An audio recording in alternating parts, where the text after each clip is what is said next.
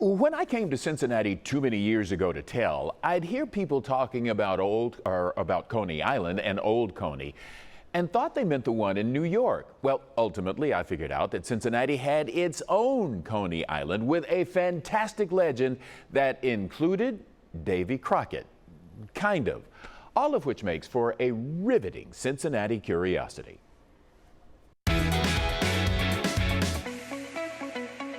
For almost a century, the Coney Island of the West was the reigning Cincinnati amusement venue.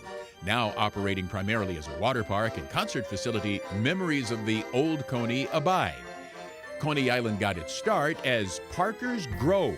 In the early 1880s, James Parker rented out his apple orchard on the banks of the Ohio River as a picnic grove, eventually adding a dining hall, dancing hall, and bowling alley. In 1886, he sold the apple orchard to a couple of steamboat captains who recognized the opportunity to collect a lot more fares by shipping customers upriver from Cincinnati. The park got a new name, Ohio Grove, and was advertised as the Coney Island of the West. It was years later that the resort was officially named Coney Island. And how about this? Coney Island helped inspire Disneyland.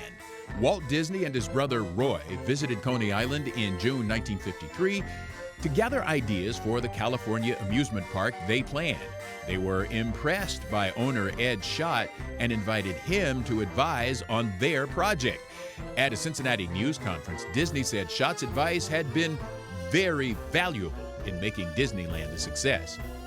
For many years, Coney Island was strictly segregated. It took a concerted effort by civil rights leaders, including Ethel Fletcher, Theodore Berry, and Marion Spencer, to open Coney Island's gates to Cincinnati's black residents. The amusement park was totally restricted by race until 1955 and not fully integrated until 1961. Davy Crockett killed Coney Island. That's right. In 1968, Fess Parker, the actor who portrayed both Davy Crockett and Daniel Boone, announced plans to build a huge Frontier World amusement park in northern Kentucky. The owners of Coney Island, landlocked and unable to expand, realized the competition would be fatal and quickly negotiated a merger with Taft Broadcasting. Plans for the new Coney Island at Kings Mills, Ohio made headlines in 1969. Coney Island closed in 1971 and Kings Island opened in 1972. Old Coney is allegedly haunted. There are multiple reports of a man, sometimes accompanied by a woman, gazing from the balcony of Moonlight Gardens. Witnesses, when shown photos of George Schott, Coney Island's one-time owner, agree he is the man they saw. Schott died at the park from a heart attack in 1935. And for your amusement, we bring you the spinner of these roller coaster tales, our good friend Greg Hand. Greg, so good to have you back with us. Good to be here. All right, so why hasn't New York's Coney Island ever sued the Coney Island of the West? This is because of a strange quirk of geography. When we talk about Coney Island in New York and people say they're going to Coney Island and that sort of thing, they're really talking about a neighborhood. So there isn't a single amusement park in Coney Island in New York called Coney Island. Coney Island in New York is home to 3 amusement parks: Luna Park, Dreamland, and Steeplechase Park.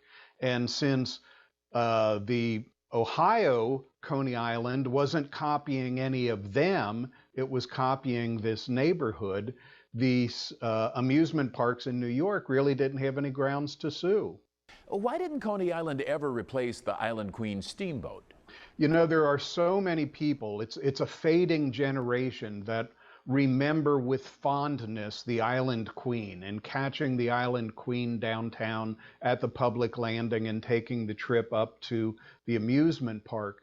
The thing is, they seem to forget that the Coney Island Queen that exploded in Pittsburgh back in 1947 was the last in a long line of steamboats that met horrific ends on the Ohio River. So as early as 1893, a steamboat that serviced Coney Island called the Mary Houston was crushed by ice.